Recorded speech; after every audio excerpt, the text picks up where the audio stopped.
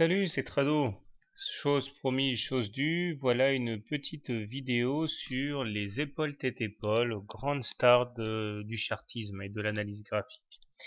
Alors, l'épaule tête-épaule tient son nom du fait que nous avons une succession de trois pics qui s'apparentent plus ou moins à une sorte d'épaule surmontée d'une tête. Alors voilà l'exemple type ici. Épaule numéro 1, tête, épaule numéro 2. Alors cette forme géométrique parfaite ici ne se retrouve quasiment jamais, c'est plus l'esprit qu'il faut retenir. Donc vous voyez là par exemple, première épaule, deuxième, la tête et la deuxième épaule. La ligne de cou tout naturellement rejoint les deux épaules. Il faut savoir que le trade est déclenché à partir du moment où on casse la ligne de cou. C'est-à-dire que engager le trade ici par exemple est assez dangereux. Ça peut se révéler très payant, mais il faut savoir que plus vous vous y prenez tôt, et plus le risque de voir cette épaule tête épaule se muer en rien du tout est grand. Et bien sûr, vous bénéficierez d'une plus-value supérieure si vous aviez raison. Normalement, l'épaule tête épaule se trade lorsque l'on a cassé la ligne de cou, donc à partir de ce moment. Alors, les objectifs de l'épaule tête épaule sont au nombre de deux. Alors, pour illustrer mon propos, j'ai pris l'euro-dollar en journalier. Vous allez comprendre pourquoi à la fin. De manière générale, j'aime bien trader avec les devises parce que ça, c'est beaucoup plus technique que les autres sous-jacents. Donc, l'objectif est double, je disais. Soit vous reportez la hauteur de l'épaule, la deuxième épaule ici, j'ai mesuré l'amplitude par un segment. Donc vous reportez le segment en dessous de la ligne de coup. Et là, vous voyez que l'objectif a été parfaitement atteint. Au point près, j'ai envie de dire, parce que bon, les traders tiennent les marchés à court terme. Deuxième objectif, toujours plus ambitieux, vous reportez la hauteur de la tête cette fois. Donc de là à là.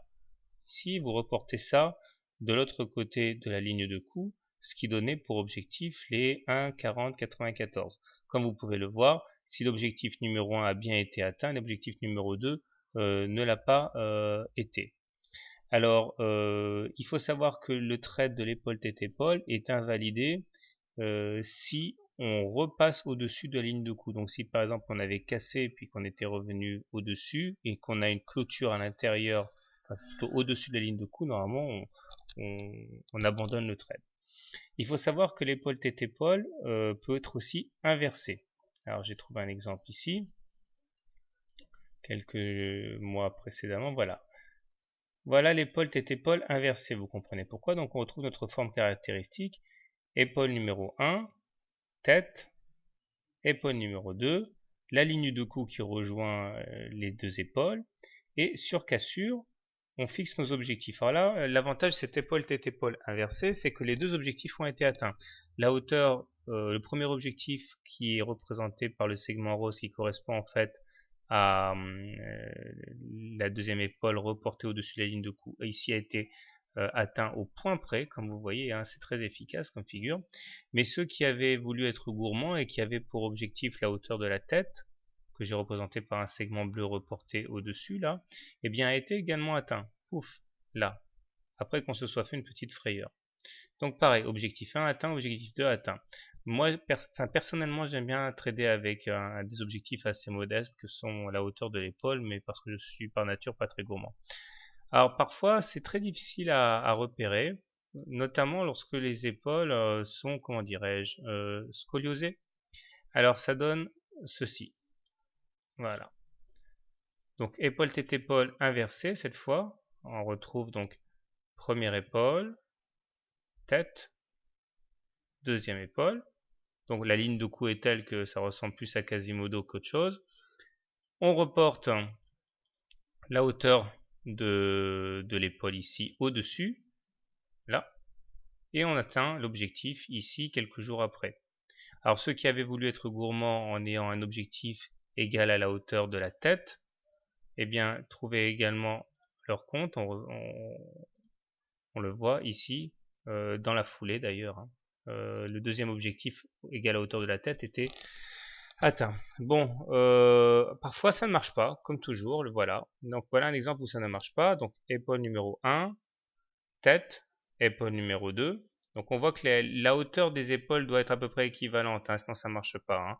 Regardez, si j'essaie de vous montrer un petit peu la hauteur de la première épaule, si on le reporte de l'autre côté, on voit bien que c'est sensiblement équivalent. Hein. Donc les épaules peuvent être tordues, mais d'amplitude égale.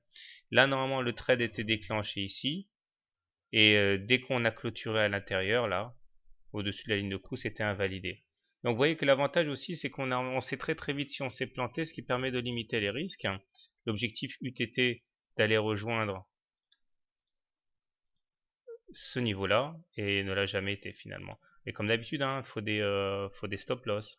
Alors si j'ai pris cet exemple, c'est parce que regardez ce que j'ai trouvé pour vous aujourd'hui, donc magnifique. Qu'est-ce qu'on a là? Une épaule tête-épaule inversée sur l'euro-dollar. Première épaule, tête, deuxième épaule. On vient de casser la ligne de cou. Objectif, si on reporte la hauteur du cou de l'épaule, aller chercher les 1,2680, 1,27 par là. Stop loss en cas de réintégration de la ligne de cou. Voilà. Alors, ça vous tente? Bonne soirée, bon trade et comme d'habitude, hein, entraînez-vous. Et puis l'épaule tête-épaule, c'est bien de la combiner avec d'autres outils. C'est un élément de plus. Ok? Allez, au revoir et bon trade.